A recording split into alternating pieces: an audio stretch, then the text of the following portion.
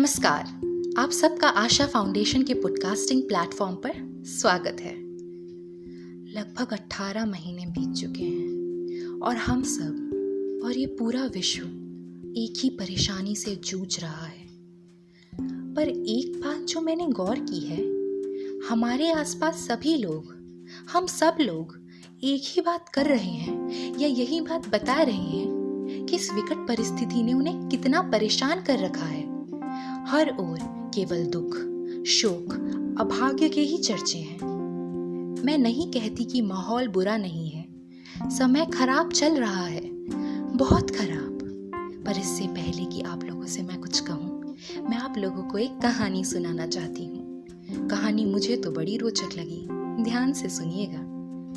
एक समय की बात है, एक राजा के पास बहुत विशाल सैन्य बल था और उसके पास सैकड़ों हाथी भी थे।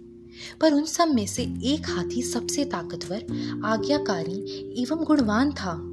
वह कई युद्धों में भेजा गया और वह कभी हार कर युद्ध भूमि से ना लौटा।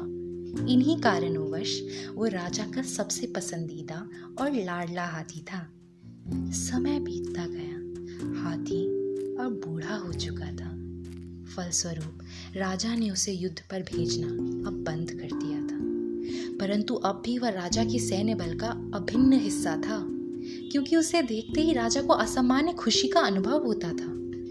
एक दिन वह हाथी तालाब के पास गया पानी पीने कि अचानक वहां दलदल में उसका पैर फंस गया। वह चीखा, चिल्लाया, निकलने की कोशिश करने लगा, पर कुछ ना हो पाया। गांव वालों को जैसे ही पता चला, उन्होंने हाथी को बचाने के प्रयास शुरू कर दिए। राजा को भी इस बात का पता चला और वह बहुत दुखी हुआ तथा अपने सैनिकों को ले वहां पहुंचा। तमाम कोशिशों के बाद भी हाथी ना निकल पाया और अब हाथी और सभी लोग उम्मीद खो चुके थे। तभी अचानक से वहां एक बूढ़ा आदमी गुजरा।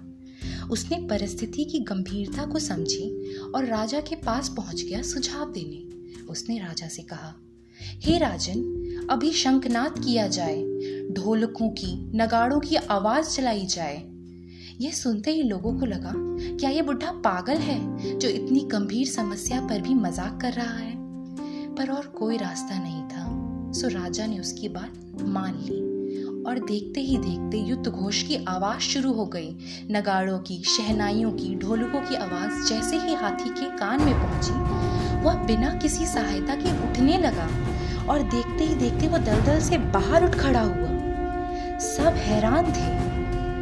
इससे यह पता चलता है कि हाथी की काबिलियत में कमी नहीं हुई थी, बस उसके अंदर के मनोबल को विश्वास और सहारे की जरूरत थी, और वैसा ही हुआ।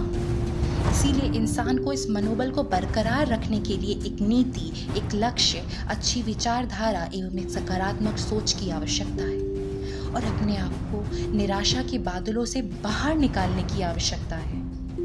अब आप सोच रहे होंगे, मैंने ये कहानी आपको क्यों बताई? क्योंकि इस समय अगर हमें कुछ चाहिए तो अपने आप को प्रोत्साहित करना एवं संयम और सावधानी बरतना।